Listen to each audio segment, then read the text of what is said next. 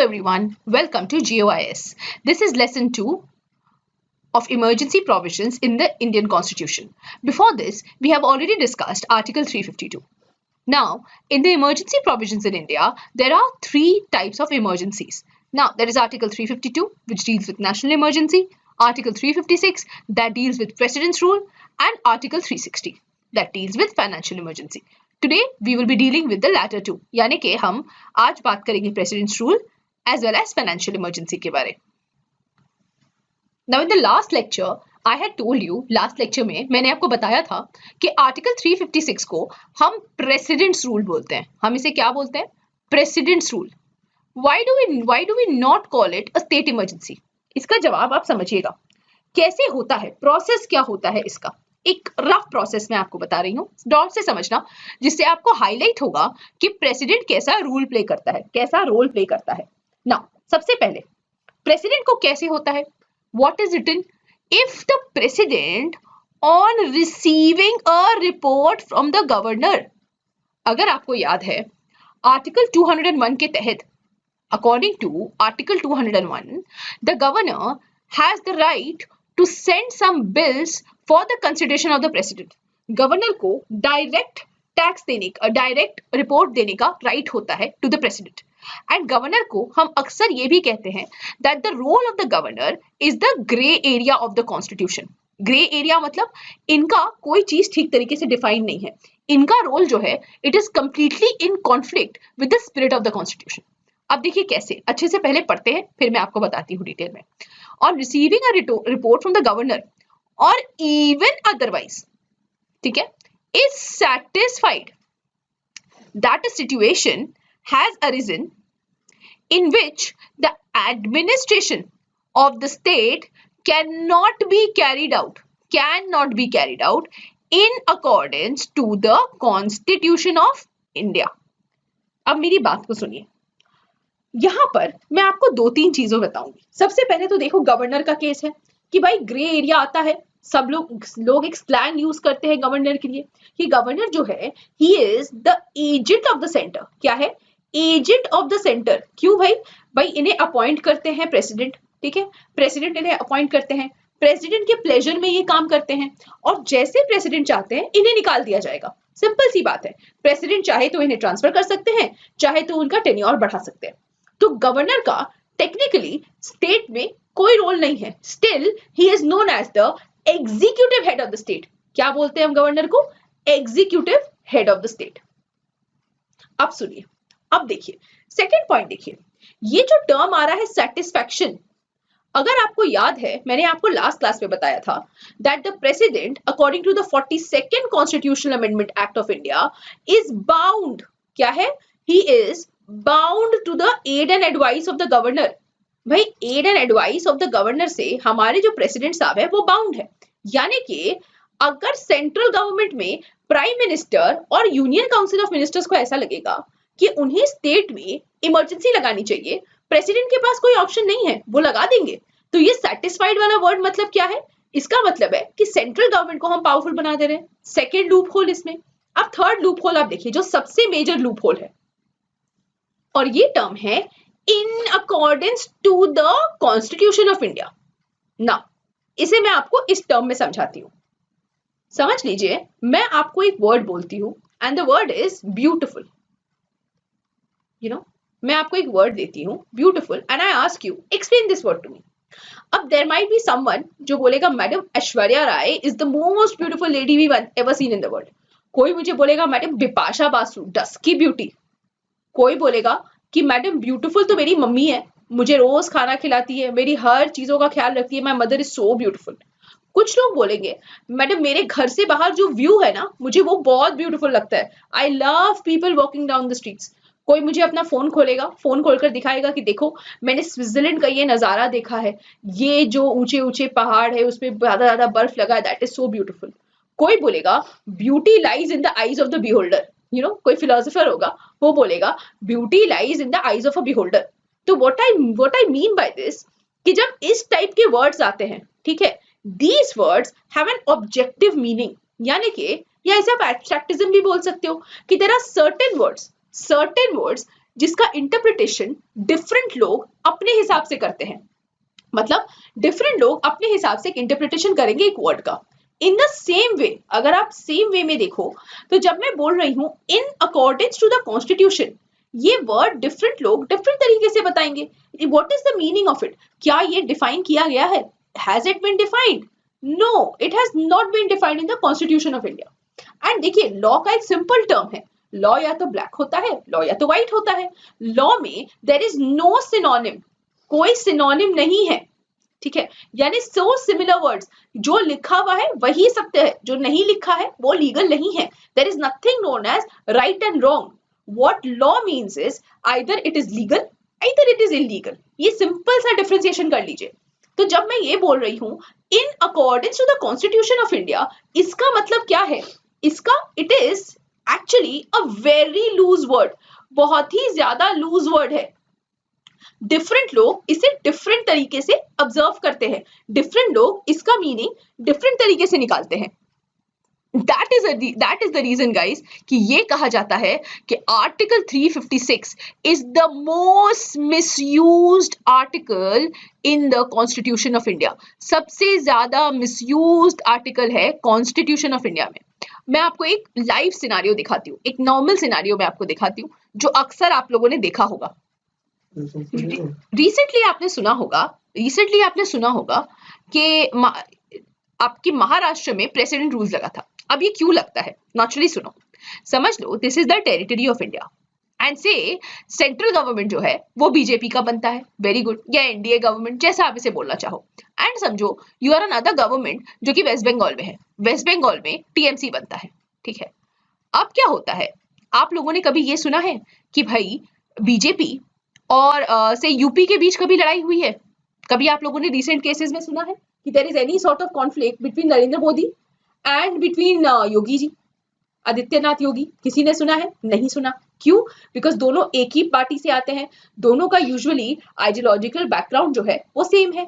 लेकिन आप यहीं पर देख लो, for example say about Narendra Modi and we talk about Mamata Banerjee, आप अक्सर देखोगे कि भाई अक्सर इन दोनों के बीच बातें चलती रहती है। कभी एनआरसी को लेके कॉन्फ्लिक्ट होता है, कभी सीए कॉन्स्टिट्यूशनल अमेंडमेंट बिल को लेके होता है, सिटीजनशिप अमेंडमेंट बिल को लेके होता है। हर टाइम पर आप देखोगे इनके बीच लड़ाई चलती रहती है। व्हाई?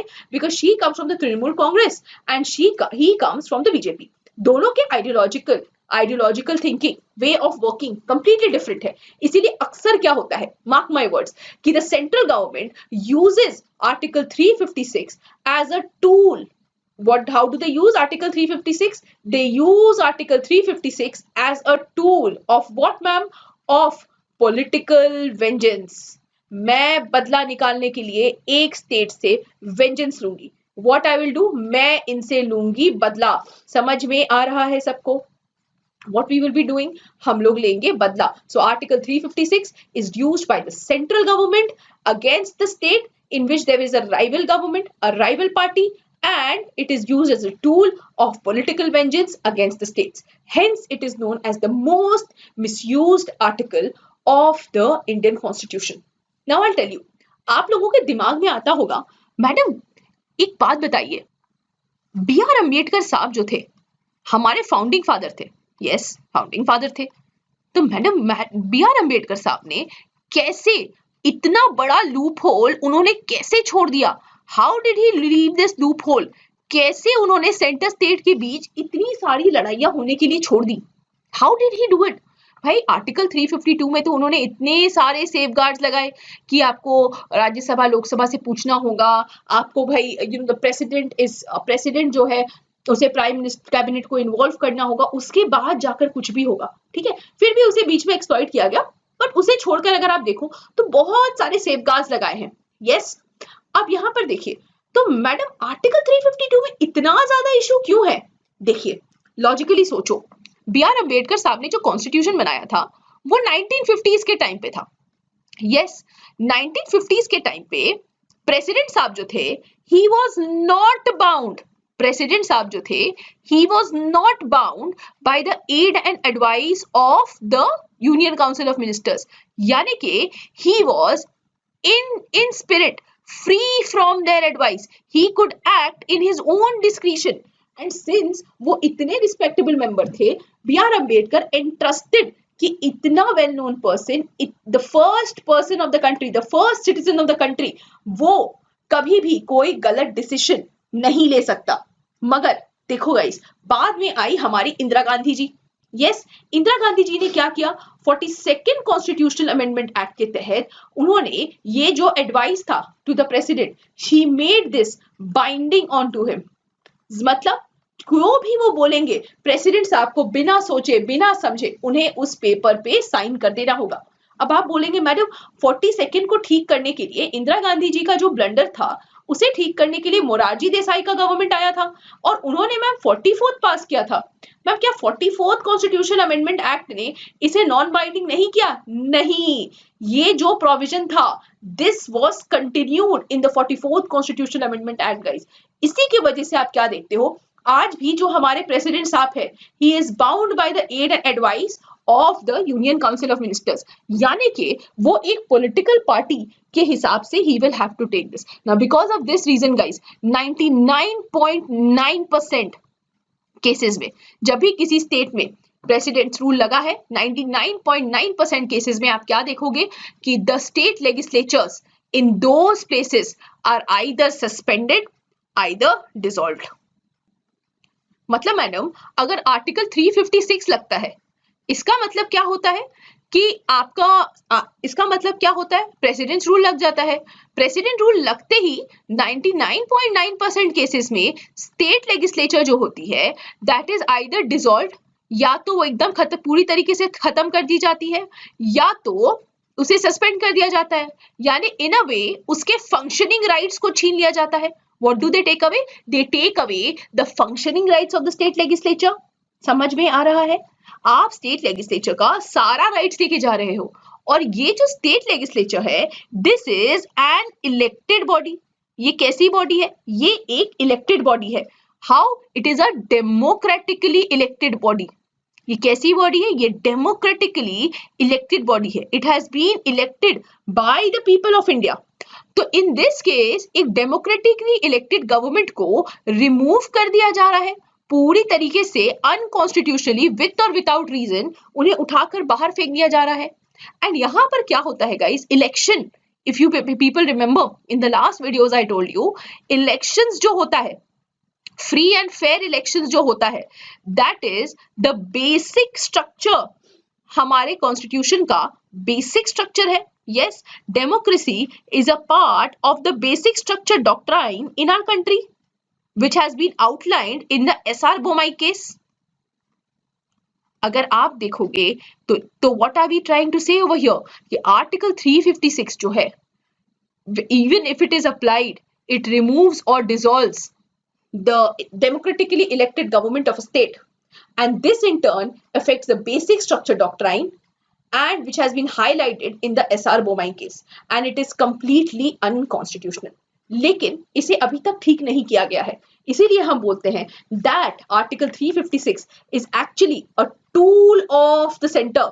क्या है ये? It is a tool of the center against the states. और इसमें आप क्या देखोगे कि it is used only for political vengeance. That is the reason guys कि हम बोलते हैं कि आर्टिकल 356 इतना गलत है। ठीक है, अब देखिए प्रोसेस समझने की कोशिश कीजिए। प्रोसेस कैसे होता है? हमारे जो प्रेसिडेंट साहब हैं वो क्या करते हैं, या तो गवर्नर के रिपोर्ट पर, या तो वो गवर्नर के रिपोर्ट को देखते हैं, या तो उन्हें कोई भी और रीजन लगता है, एनी रीजन, ठीक है, उन्हें कोई रीजन लगता है कि भाई कोई स्टेट जो है it is not acting in accordance to the constitution of India. इस केस में वो क्या करेंगे, वो एक लेटर इशू करेंगे, वो एक डिक्लेरेशन देंगे जिसे हम बोलते हैं प्रोक्लेमेशन, जिसे हम बोलते हैं प्रोक्लेमेशन। तो डिक्लेरेशन में वो लिखेंगे भाई ये जो स्टेट है it is not working in accordance to the constitution of India. और अगर हम ये देखते हैं that it is not working in accordance to the constitution of India, what he will do is he will say that this is president's rule. इनके declaration के बाद उस स्टेट में प्रेसिडेंट्स रूल लागू हो जाता है। क्या लागू हो जाता है? Presidents rule. अब ये जो प्रेसिडेंट रूल है वो 2 मंथ्स के पीरियड तक चलता रहेगा। It will go on for a period of 2 months। ठीक है, जैसे ही उन्होंने अनाउंस किया विदाउट एनी लेजिस्लेटिव अप्रूवल, ये जो इमरजेंसी है ये 2 months तक चलती रहेगी। Now with in this 2 months, इस 2 months के अंदर, इस टाइम फ्रेम के अंदर they should get a legislative approval. क्या मिलना चाहिए? लेजिस्लेटिव अप्रूवल मिलना चाहिए। कैसे मिलेगा लेजिस्लेटिव अप्रूवल? अब लेजिस्लेटिव अप्रूवल मिलने के बाद ये एट अ टाइम 6 months के लिए चल सकता है। मतलब जिस दिन से ये अनाउंस हुआ है उसके बाद to the point of 6 months ये जो बिल है ये चलता रहेगा। और मैक्सिमम टाइम जो इसका रहेगा एट अ टाइम ये 6 महीने चलेगा। हम बोलेंगे मैडम यानी कि it is like article 356, it is like article 352। Article 352 कैसा होता है कि भाई आप क्या करोगे, एक बार लोकसभा राज्यसभा जो है वो एक बिल को अप्रूव कर देता है, वो इस इमरजेंसी को कर देता है अप्रूव। इनके अप्रूवल के बाद ये जो है ये 6 महीना चलता रहता है। It can go on for 6 months। 6 months के बाद वापस से ये बिल जाएगा लोकसभा राज्यसभा को। लोकसभा राज्यसभा इसे फिर 6 months के लिए अप्रूव कर सकता है ना, पास करेगा, अप्रूव करेगा। इन द सेम वे ये भी कंटिन्यूअसली, ये साइक्लिकल प्रोसेस है, जब तक चाहे तब तक चला सकता है आर्टिकल 356 में। लेकिन जब आर्टिकल 352 में, लेकिन जब मैं आर्टिकल 356 की बात करती हूँ, 356 में क्या होगा, ये सेम प्रोसेस है। सुनिएगा मेरी बात को आराम से। इस 356 की पीरियड को आप 6 पार्ट्स में डिवाइड कर लीजिए। 6 months, 1 year, 1.5 years, 2 years, 2.5 years and 3 years। ठीक है, यानी कि 6 months के इंटरवल में हमने इस टाइम पीरियड को डिवाइड कर दिया है। अब देखिए ये जो 0 to 1 year का टाइम है, ये जो 0 to 1 year का टाइम है, इसमें इस पीरियड को ऑर्डिनरी पीरियड बोला जाता है।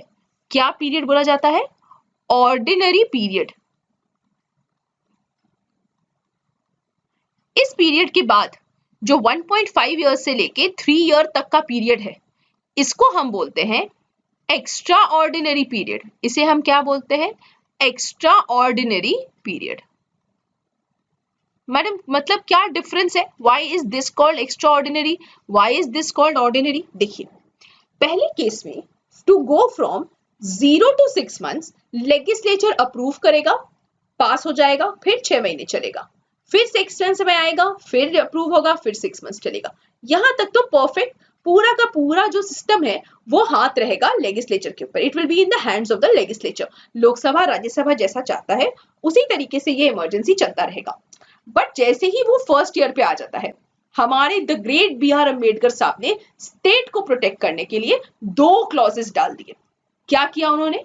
2 क्लॉजेस डाल दिए स्टेट को प्रोटेक्ट करने के लिए। जब भी सेंटर को इस इमरजेंसी को 1 to 1.5 ईयर्स तक बढ़ाना है, और 6 महीने, 1 साल के बाद और 6 महीने या और 1 साल एक्सटेंड करना है, उसके लिए स्पेशल प्रोविजंस दिए गए कॉन्स्टिट्यूशन में।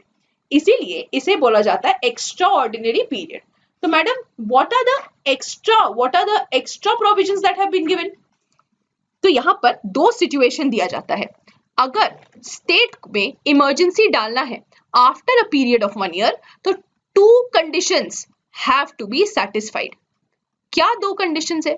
पहला कंडीशन बोलता है कि अगर इलेक्शन कमीशन ने एक रिपोर्ट दिया और इस रिपोर्ट में इलेक्शन कमीशन ने लिखा है कि इस स्टेट में आप फ्री एंड फेयर इलेक्शंस नहीं कर सकते, यानी कि द स्टेट में ना इलेक्शंस नहीं हो सकते, फ्री एंड फेयर इलेक्शन इस स्टेट में नहीं हो सकते। इलेक्शन कमीशन ने एक रिपोर्ट दिया। इसके साथ साथ इंडिया, पूरे इंडिया में, या तो होल ऑफ इंडिया में या तो एक पार्ट ऑफ इंडिया में, पूरे इंडिया में या इंडिया के किसी पार्ट में, आप क्या देखते हो कि इंडिया में इमरजेंसी का प्रोविजन लगा है, आर्टिकल 352 ही लगा हो या आर्टिकल 356 ही लगा हो, इन दैट केस क्या होगा, ये इमरजेंसी वैलिडेट हो पाएगी। मतलब मैम या तो ये नहीं, इन बोथ दीज केसेस, दोनों केसेस एक साथ चाहिए कि कहीं पे इमरजेंसी भी लगा हो और इलेक्शन कमीशन रिपोर्ट भी दे कि भाई इस स्टेट में आप इलेक्शंस नहीं करवा सकते। इन दैट केस 1 साल से लेके 1.5 इयर्स तक आप इसे चला सकते हो। सिमिलरली समझ लीजिए 1.5 आपका 1.5 इयर्स हो गया है, इमरजेंसी चल रहा है स्टेट का, अब इन्हें 2 इयर्स तक इसे एक्सटेंड करना है। फिर लोकसभा राज्यसभा के पास जाएगा, लोकसभा राज्यसभा इसे कर देंगे अप्रूव। अगर उन्होंने अप्रूव किया तो उसके 2 कंडीशंस हो सकते हैं। दोनों कंडीशंस में एक तो इन्हें चाहिए ईसी का रिपोर्ट, दूसरा इंडिया के किसी और पार्ट में इमरजेंसी चलना चाहिए। इन दैट केस आप क्या देखोगे कि इसे फिर बढ़ाकर 2 इयर्स किया जा सकता है। ठीक है, same thing will happen after 2 years and maximum time ये 3 इयर्स तक चल सकता है। 3 इयर्स के बाद ये ऑटोमेटिकली रिवोक हो जाएगा। तो अगर आपको फैक्चुअल नॉलेज यहां पे बता दूं तो मैक्सिमम टाइम्स आर्टिकल 356 जो है, मैक्सिमम टाइम्स कौन से स्टेट में लगा है? मैक्सिमम टाइम्स ये लगा है उत्तर प्रदेश के ऊपर, यूपी के ऊपर। अब आप बोलेंगे मैम मतलब maximum time, maximum number of days? No, maximum number of days, maximum duration जो हम बोलते हैं आर्टिकल 356 का, वो लगता है पंजाब में। और एक लास्ट क्वेश्चन, कौन से प्राइम मिनिस्टर के रूल में सबसे ज्यादा, कौन से प्राइम मिनिस्टर के टेन्योर में सबसे ज्यादा बार आर्टिकल 356 लगा है? दैट गोज विदाउट सेइंग, हमारी प्यारी इंदिरा गांधी मैडम। ये हो गया फैक्चुअल इंफॉर्मेशन अबाउट आर्टिकल 356। अब सुनिए, अब हमारा स्टेट गवर्नमेंट, स्टेट गवर्नमेंट होता है, स्टेट गवर्नमेंट में कौन कौन रहता है गाइस? सीधा सा बात है, स्टेट गवर्नमेंट में हमारे काउंसिल ऑफ मिनिस्टर्स रहेंगे, state council of ministers which will be headed by the CM. ये दोनों मिलकर हमारा क्या बनाएंगे? They will make the state government. Executive powers क्या रहता है इनके हाथ में? They are known as the state executive. और ये जो स्टेट एग्जीक्यूटिव है, they are headed by the governor, यानी कि गवर्नर के साथ, गवर्नर का साथ लेकर ये दोनों एग्जीक्यूटिव फॉर्म करते हैं। हम ये भी बोलते हैं that the governor is the head of the state, है ना। यहां पर आप और एक चीज देखेंगे कि भाई स्टेट गवर्नमेंट का एक पार्ट लेजिस्लेचर भी होता है, स्टेट लेजिस्लेचर, जिसे हम लेजिस्लेटिव असेंबली या विधानसभा भी कहते हैं, जिसे हम विधानसभा या लेजिस्लेटिव असेंबली भी कहते हैं। तो अभी मैंने क्या बोला, in maximum number of cases या तो ये पूरे स्ट्रक्चर को डिसॉल्व कर दिया जाएगा या तो इस पूरे स्ट्रक्चर को सस्पेंड कर दिया जाएगा। एनी हाउ इनका फंक्शनिंग कैपेसिटी जो है वो इनसे छीन लिया जाएगा। तो छीनने के बाद कुछ तो काम होगा, और ये काम कौन करेगा? इसे इस तरीके से समझिए, यहां पर आप क्या देखते हो कि जो हमारे प्रेसिडेंट साहब है, द प्रेसिडेंट अज्यूम्स, क्या करते हैं? अज्यूम कर लेते हैं all the powers of the governor, सारे के सारे जो पावर है ऑफ द गवर्नर ये वो ले लेते हैं, गवर्नर के सारे क्वालिटीज ले लेते हैं, ठीक है, सारा फंक्शंस ले लेते हैं, सारा जो पावर है, जो जो काम गवर्नर करते हैं with regards to assent of bills, with regard to delegation of jobs, सारी की सारी चीजें ये ले लेते हैं। अब गवर्नर का अगर आप लोगों को याद है आर्टिकल 154 के तहत, आर्टिकल 154 के तहत गवर्नर का काम है कि जो सारे फंक्शंस है मिनिस्टर्स के, सारा फंक्शनिंग ऑफ द हाउस है वो गवर्नर का है। गवर्नर जो है he is known as the executive head of the state and president जो है हमारे he is a part of the executive. इसीलिए सारा एग्जीक्यूटिव पावर एक एग्जीक्यूटिव के पास चला जाता है and since governor is the executive head, इनका सारा का सारा जो फंक्शंस है वो प्रेसिडेंट अपने हाथ में ले लेते हैं। तो the function of an executive goes into the hand of the union executive. State executive का सारा रोल union executive ले लेता है। अब मैम लेजिस्लेचर का क्या होगा? लेजिस्लेटिव पावर्स का क्या होगा? मार्क द वर्ड्स, प्रेसिडेंट साहब क्या करते हैं? He transfers, mark the word, what does president साहब do? He transfers all the power of the state legislature to the parliament. मतलब मैडम, मतलब देखो यहां पर मैंने क्या वर्ड यूज किया है? अज्यूम, ठीक है, वो ले लेते हैं, मगर एज द एग्जीक्यूटिव हेड ये उनका काम है कि वो फंक्शंस को डेलीगेट करें। तो वो क्या कर रहे हैं? He is doing what? He is transferring the power from the Vidhan Sabha to the parliament. अब पार्लियामेंट को बोलते हैं कि तुम विधानसभा का काम करो, सारे के सारे लेजिस्लेटिव्स करो। अब आप ये सवाल पूछेंगे, मैडम प्रेसिडेंट साहब जो है वो लेजिस्लेटर भी अपने हाथ में क्यों नहीं ले लेते? गाइस, बिकॉज लेजिस्लेचर जो है वो एक डायरेक्टली इलेक्टेड बॉडी है, और एक डायरेक्टली इलेक्टेड बॉडी का जो पावर है वो एक दूसरे डायरेक्टेड इलेक्टेड बॉडी में ही जा सकता है।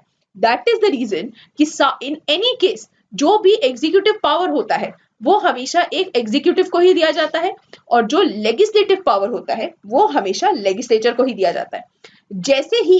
जैसे ही आप देखोगे कि 3 साल का पीरियड खत्म हो जाता है, या 1 साल के बाद प्रेसिडेंट को लगता है कि नहीं भाई ये स्टेट अब in according to the constitution चल सकता है, ठीक है, इन दैट केस क्या होता है, प्रेसिडेंट सारा का सारा पावर पार्लियामेंट से ट्रांसफर करके वापस विधानसभा को दे देते हैं।